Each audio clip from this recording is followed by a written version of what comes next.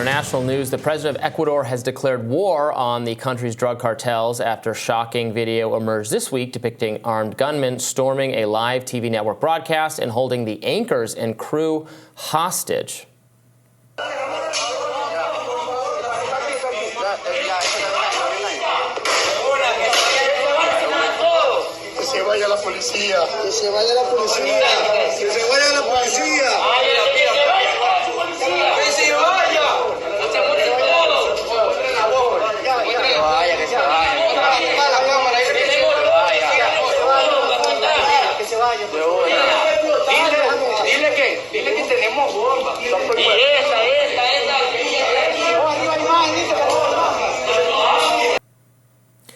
According to the Associated Press, no one was killed in the incident and 13 people are facing arrest. Schools and stores in the country are now closed as residents hunker down amidst the government's declaration of internal armed conflict.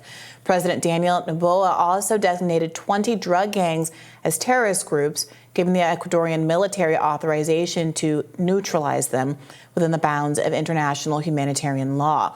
The sudden spike in violence is thought to be tied to the prison escape of the leader of one of Ecuador's most powerful drug gangs. Since then, Ecuador has seen police officers kidnapped and at least 125 corrections personnel taken hostage inside prisons. Joining us now to dive into what exactly is going on in Ecuador is senior fellow at the Heritage Foundation, Mike Gonzalez. Welcome, Mike. Welcome. Thank you very much. First of all, can you help us understand how we got here? What is the background of this prison break that seems to have precipitated all of this?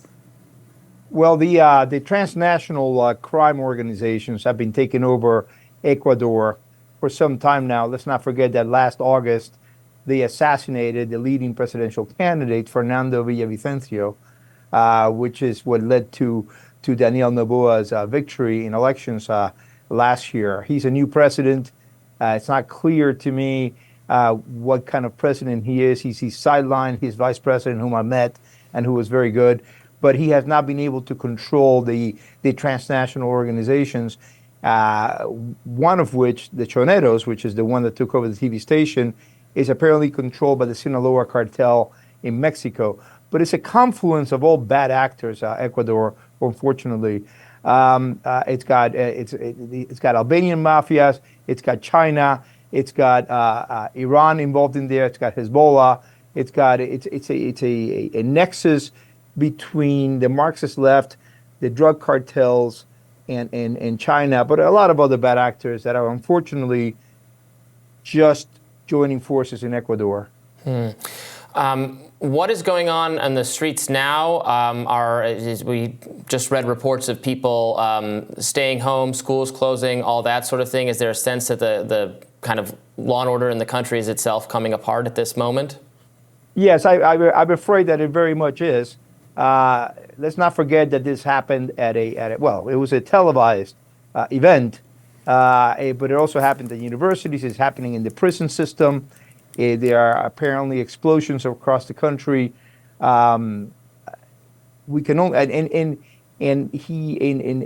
Noboa, President Noboa, is claiming that the transnational groups are using weapons that they have grabbed from the Peruvian military. Peru is just south of Ecuador. Ecuador is a Pacific country wedged between Colombia and Peru. Dina Boluarte, the president of Peru, which is also a troubled country, has pledged support for Noboa, but it's a crisis time for that poor country. What are U.S. relations like with Ecuador at this moment? Well, as we said, as a new president, Noboa, he hasn't been there for a very long time. I think the Biden administration has pledged support.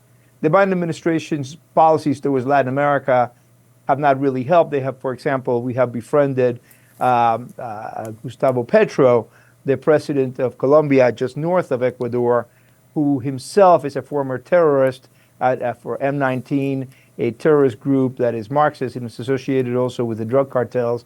He is, Petro in Colombia has stopped a lot of the fighting against the drug cartels that his predecessors have pursued.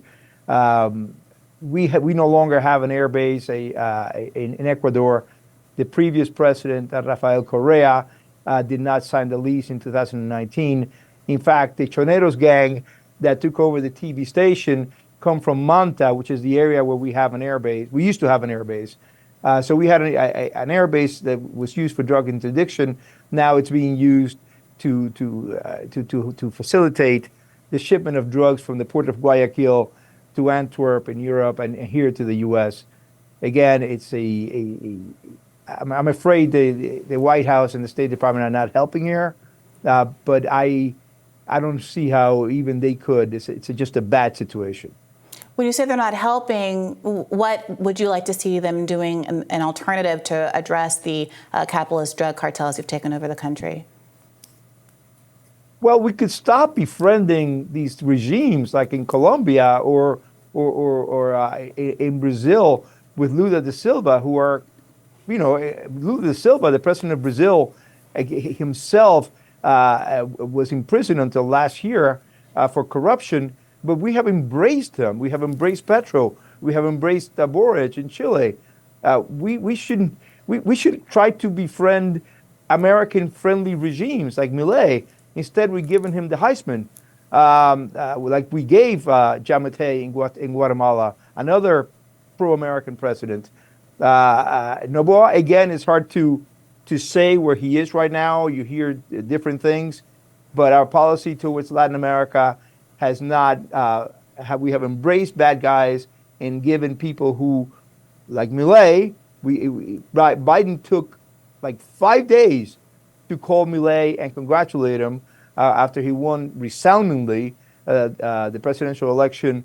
It took him 45 minutes to congratulate Lula da Silva in Brazil, even though it was a really very close call there.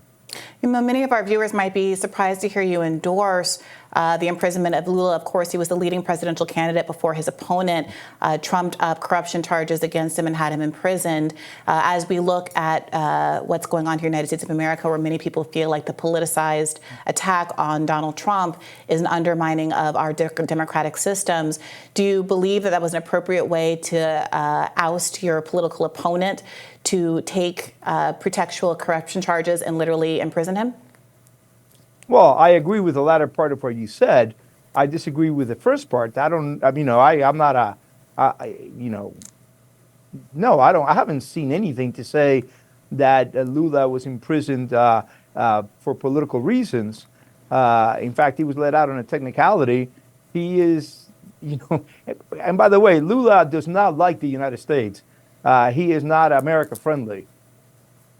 Could you speak to U.S. drug policy and how that is affecting the violence in the region? Obviously, I would like to see, everyone would like to see an end to the violence. A crackdown on that is more warfare with the cartels really, getting there, further driving the product underground and creating this endless cycle. If I understand your question correctly, I disagree with the premise.